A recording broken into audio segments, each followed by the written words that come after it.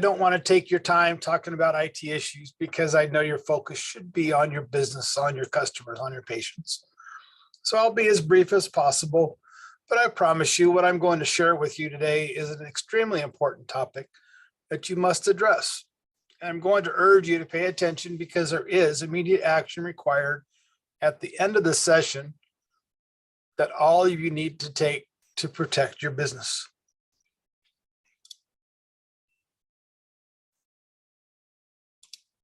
So today we're going to cover certain things about cybersecurity. Cybersecurity is obviously a huge topic. But today we're going to cover what is the number one threat to your business. I think you'll be surprised what that may be.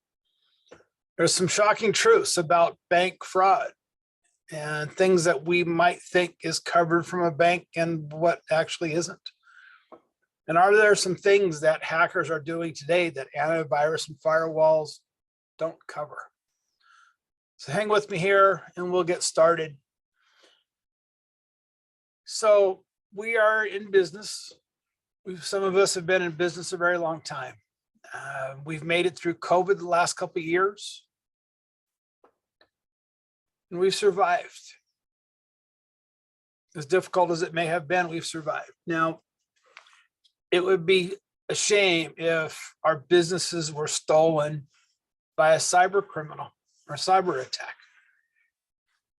If there was a successful ransomware attack on your business, statistics show that 60 to 70% of businesses will close within 6 months. I would hate for that to be you. So hang on till the end. We are offering a free cybersecurity penetration test. That's generally about a $2,000 value. Depending on the size of your business, that could be more, but that's the starting point. So I know a few of you on this webinar, but don't know everybody. For those of you that I don't know, my name is Lyle Thomas with Computer Techs. I've been working in the IT industry since 1996. We've been providing IT services to small and medium businesses for 25 years, 17 years here on the Central Coast. It's been a long time. I started my IT career as a network engineer for a large general contractor down in LA. But since starting on my own, I've supported all kinds of small and medium businesses, many different kinds. We are providing support to professional type services of companies. And for the last 6 or 7 years, we've been focusing on compliance, whether that's cybersecurity, HIPAA, PCI, the kind of things that cause companies to have problems and lose their data and their business. Just so you get an idea of the kind of companies that we support and go through a couple of our testimonials here. Kazanis and Liscum, Leanne and Lisa. We've been supporting their network for 20 years or so. They've gone through a lot of changes. They used to be Shermantle and Control before they went to Shermantle and Associates. We respond quickly to their IT issues. We resolve the issues promptly. And they consider us to be a partner with their business. Mike at Bomar Security. They're entrusted with protecting multiple businesses. And we have the responsibility of protecting Bomar's business through compliance, policies, and procedures. We are a business partner with them. Stacy Korsgaard Insurance. We've been supporting her for now over 7 years. She appreciates that we're monitoring and maintaining her systems to keep them up and running normal and fast without many problems.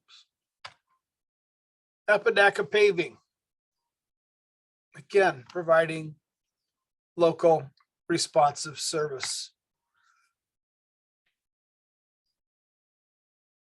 So over the last couple of years, there have been a significant increase in sophistication frequency, severity of cybercrime attacks, which I'll be covering in a minute.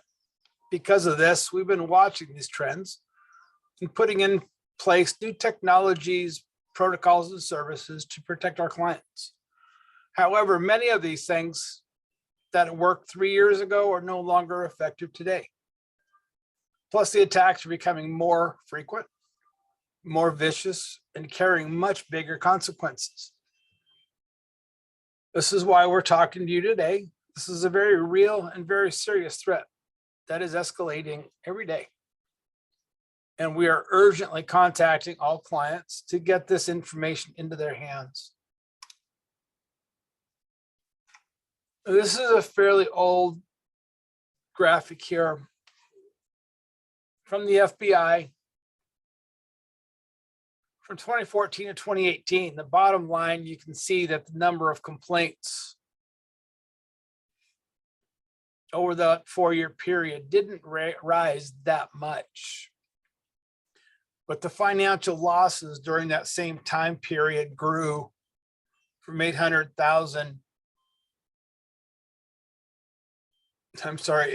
million up to 2.7 billion. That's a huge increase with the same amount of complaints.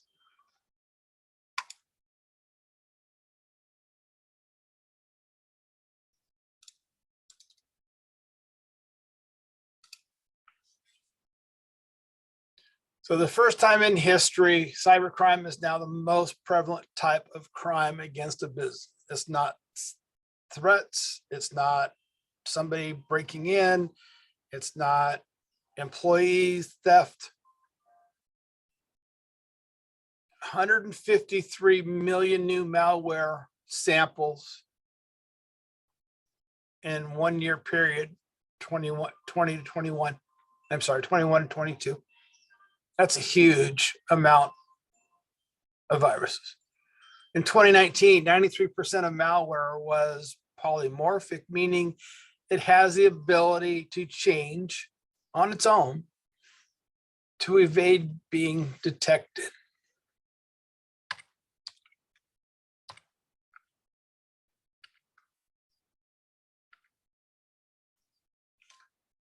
So what is this number, $25,000?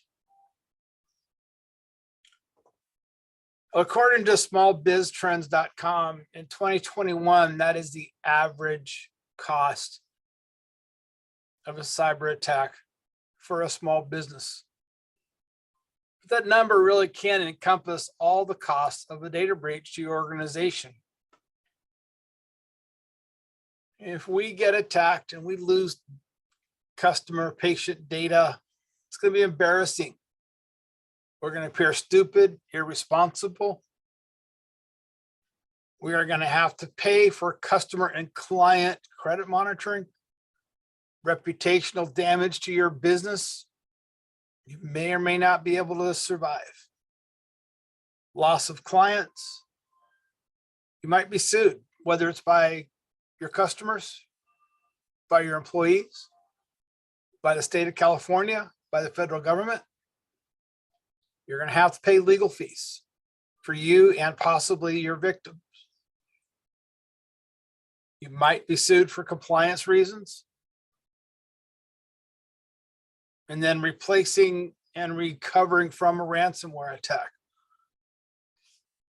That $25,000 may not even cover the surface of it. If ransomware is so prevalent and cybercrime is so prevalent, why don't we hear about it? It's simply not being reported. People are embarrassed to admit that they've been hacked. Heck, some people don't even know they've been hacked until somebody comes in and does a risk assessment. Obviously, if it got into the news, it would be terrible. Then the legal ramifications themselves that we just spoke might put you out of business. So to set the table, let me give you a brief history lesson in crime, which will show you why this is happening. Okay, in the old days, cybercrime was very simple. You bought a gun or a knife, hid it in a dark alley, and when somebody came by, you yelled, "Stick them up." You took their money. Startup costs and overhead were very low, and it was hard to get caught. Then came the train. The train traveled in desolate locations, and these robbers were now able to stick up hundreds of people. There was no law around because they're out in the mountains and remote places. They could do what they wanted and take their time to get what they were there for. Now, thanks to today's advances in technology, we're saving information in lots of places on the internet. And it's really easy for somebody, a hacker or somebody that wants to be a hacker, to get free or very inexpensive tools to hack your information. So instead of robbing one person or a couple hundred people on a train, it's easy to set out a ransomware attack or malware and let it run on its own while that hacker is out shopping, spending your money. Okay, crime has changed. Many of you may remember the JP Morgan credit card hack. This is old news. I realize that. It wasn't just one person stealing a credit card. It was one person who stole tens of millions of personal credit cards and 7 million small to medium businesses in one fell swoop. Think about that. Never in the history of mankind has any one person or small group of people been able to rob so many so quickly and in one fell swoop.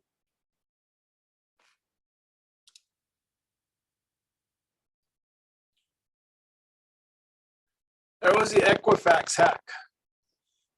Again, that was back in 2017, but the information that was accessed by the hacker includes names, birth date, social security numbers, driver's license, credit card numbers, and dispute documents, which contain a lot of personal information. I bring this up because we're still hearing about it daily in 2022.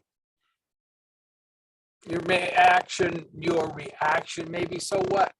How are they actually going to use this to hurt me? Well, I'm not the morality police. I'm the IT guy trying to keep your data safe. You may not be going to these kinds of sites, but your staff may be. If this site is hacked, which is very probable, they are going to blackmail your staff or you for exposing your sexual preferences, your dating history. And then they're going to say, if you either pay the ransom or we're going to expose your secrets. You're kind of caught in a dilemma. Are you going to pay it? Or are you going to take the chance that they're going to share your information? Hard decision. I don't know what I would do. Okay, so what's motivating these hackers?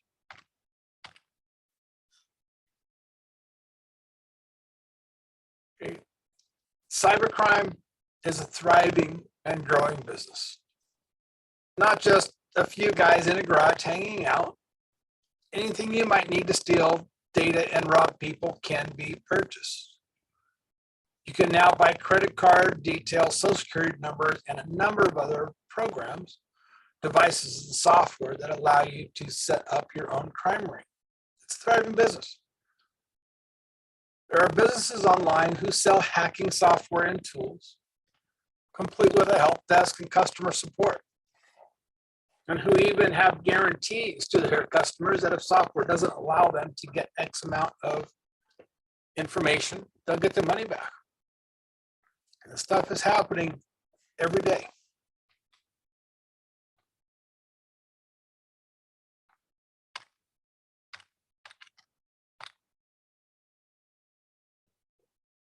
What is enabling these hackers?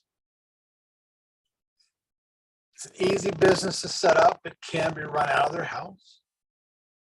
There are hundreds of websites on the dark web to buy these kits. And the dark web allows them to do this hidden. But what is the dark web? The dark web and our internet is kind of on the same plane. It's the same field. We use browsers like Chrome and Edge and Firefox and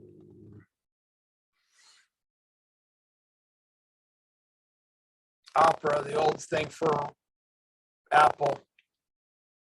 But there is another type of browser out there that allows you to access the dark web. This is where the criminals go to buy and sell your data. You might be thinking that, well, I'm just a small business. I'm not a Target or a JP Morgan, so nobody wants to hack us. Well, that's wrong.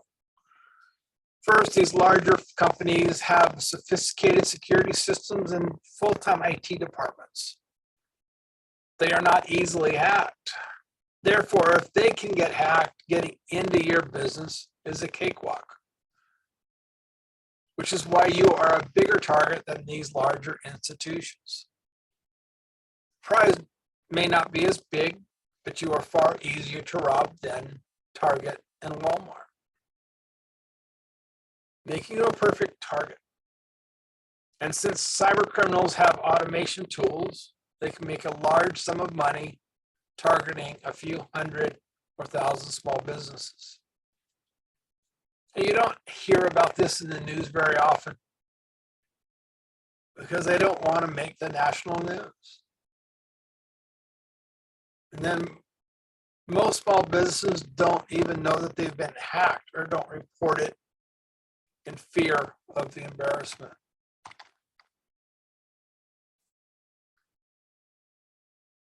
Most small businesses are, as we said, hanging fruit.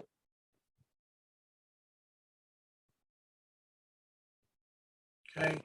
Banks don't always reimburse businesses whose accounts get hacked, especially if the bank can prove that its security meets federal guidelines.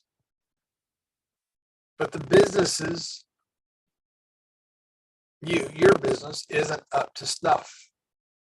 If the bank can prove that they are putting the right safeguards in place, but you're not, then you are going to be liable, not the bank. Okay, stealing money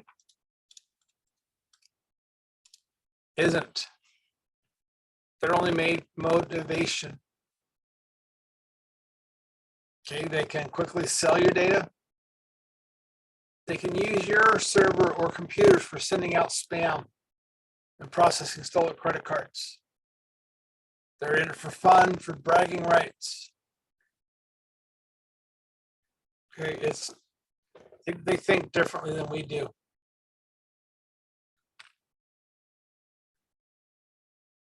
What if your clients or patients found out how casual you were about keeping their personal information safe? Do you think they'd shrug it off like we do, or you might be? I doubt it. The financial and reputational ramifications, not to mention the aggravation, business interruption, and the anxiety this brings is being routinely underestimated. Here's a little fact. Most fire alarms are sold to people who have had a fire after they've lost everything. Most home security systems are sold the same way after somebody has violated their home.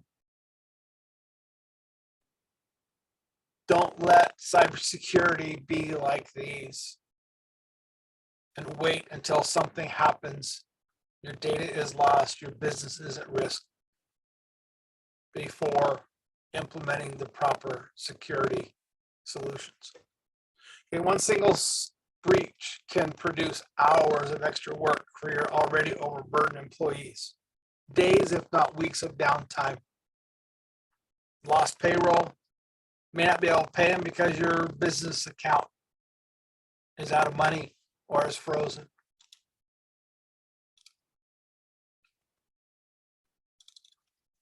So your number one threat to your business is your employees.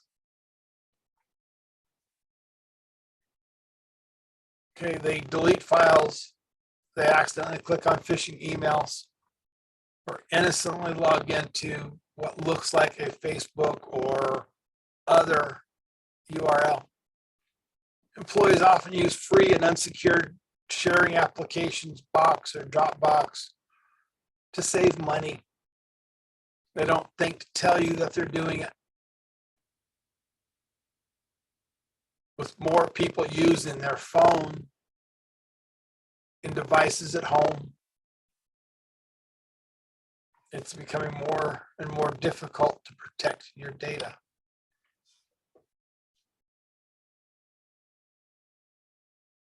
It's a proven known fact that disgruntled employees who leave or get fired have been known to use company data to make fraudulent purchases using company or customer data. They delete important data, they steal software. They may steal your processes, your information to use against you at a different business. The FBI is warning that increased use of cloud computing means that employees are now better able to steal, delete, or manipulate a company's data. Okay, it's unfortunate, but it's true.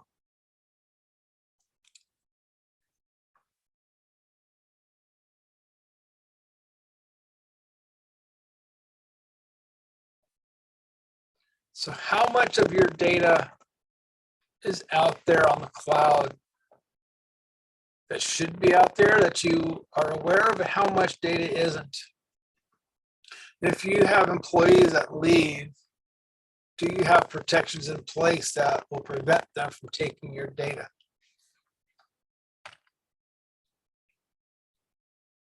How many of you use your cell phone to access your company email? What about your employees?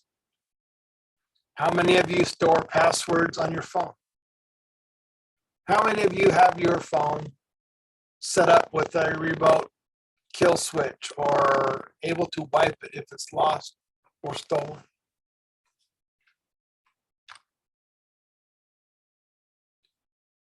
Okay, this story is fairly old. It was back from 2016. But Michael Dougherty was the CEO of LabMD. They supplied laboratories with tools. There was an employee, good employee, that accidentally forgot to uncheck a checkbox on a music sharing app. This was an attack from a disgruntled vendor who wasn't happy that LabMD chose not to use them but went to a competitor. The loss of data wasn't what put this person out of business. It was the lawsuits from the FBI and the state data breach laws that put him out of business. And guys, this is serious stuff. It will put you out of business if you are hacked. Okay, think about that. You can't just think a simple firewall and antivirus is enough these days. With the proliferation and sophistication of these attacks, having a firewall and antivirus isn't enough anymore. Hackers have now found a way that they can take a file like word.exe and they can repackage it And so it still launches Word when you click on it, but it also launches their malware. They have paid an outside service to certify that that file is legit. So now when you launch it, antivirus and firewalls think it's right. It's legit software, and it ignores it. So we have to have supplemental services and applications to support the antivirus.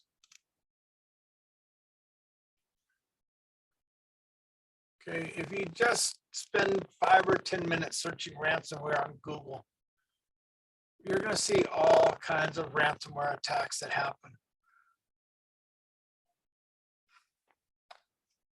This is not something that just happens to a few specific businesses. Okay, ransomware is rising. There is no doubt.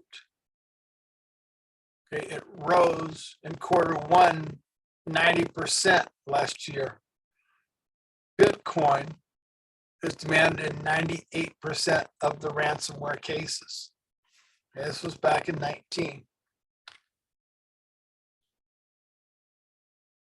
And again, how many of you use mobile phones for business purposes? Email, purchasing things for your business?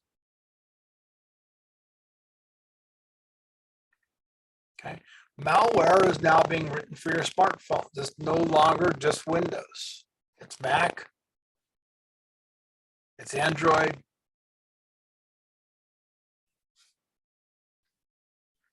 You really got to think about where all your data is at. Hackers don't have any boundaries.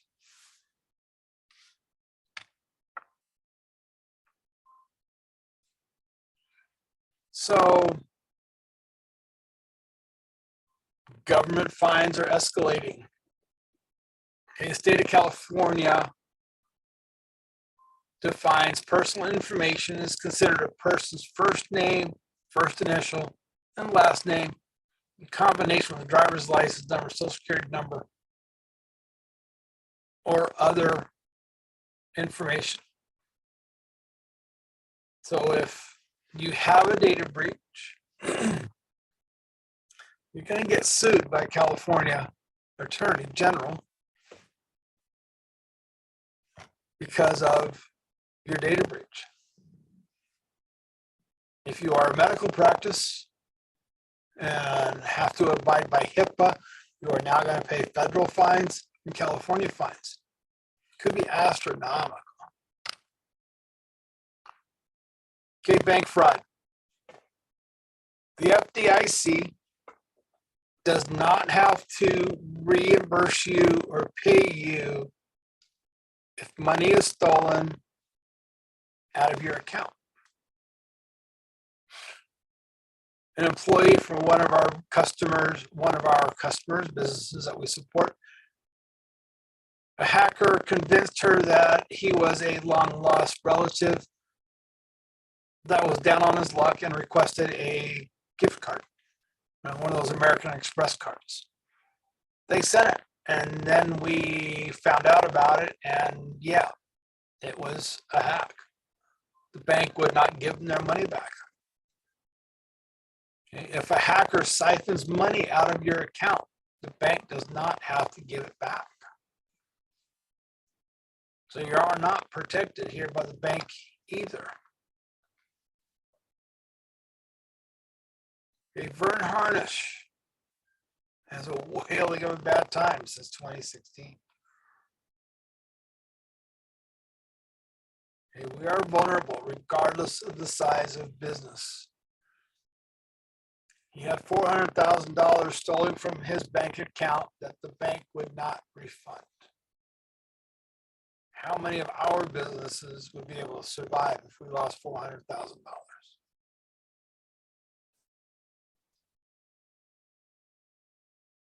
Businesses across the country have been suing their banks because they aren't refunding their money.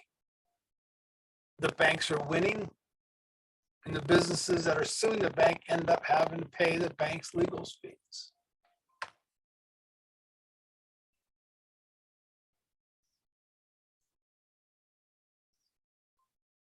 There was a customer of ours that called us very rarely and did not implement the security precautions that we recommended a few years ago.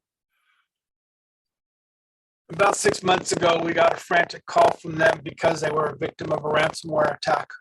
They had been in business for 25 years, basically without any problems. But in 1 second, they lost all their Word and Excel documents, their practice management software. Everything they had was gone. They did not have the proper backups and protections in place. I don't know if they're going to become one of those statistics and go out of business here in a few months, or they're going to be able to survive. But I sure wouldn't want to be their business.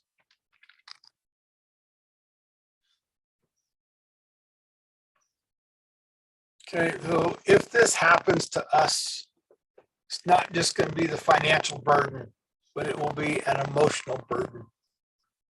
Okay, your customers are going to blame you for not putting the right emphasis towards securing your data.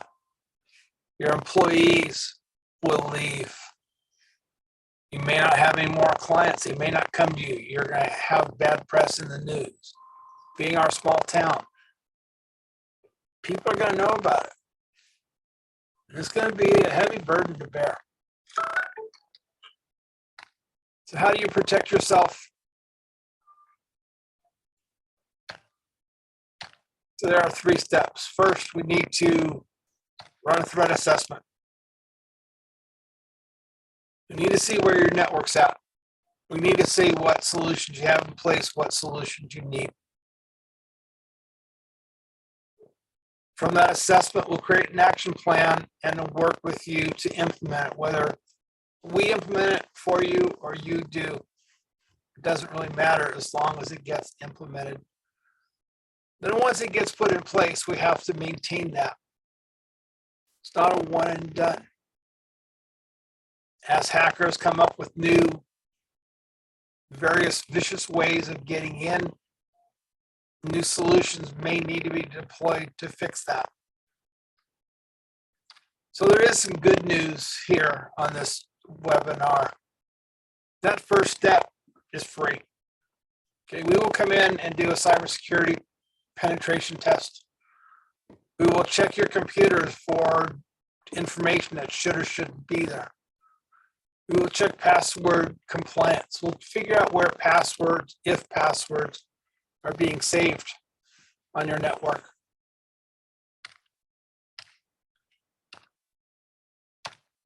Are your employees saving credentials in a way that they can be sold in the dark web?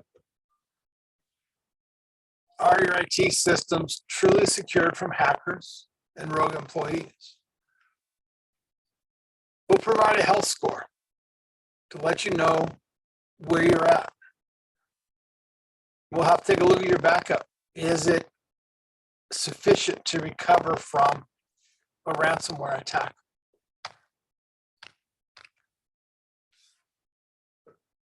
Okay, there's absolutely no obligation to our offer for this free cybersecurity risk assessment. But unfortunately, we can only do 3 or 4 of these this month.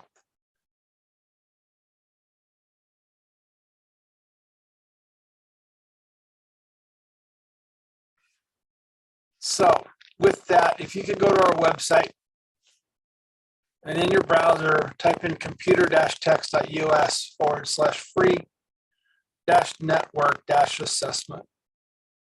Fill out the form and we will be with you to schedule this assessment. Remember, we can only do 3 of these free assessments this month.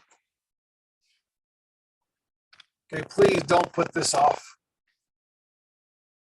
I know you're busy, and there's an enormous temptation to disregard anything that we spoke about today, thinking that it's not going to happen to me.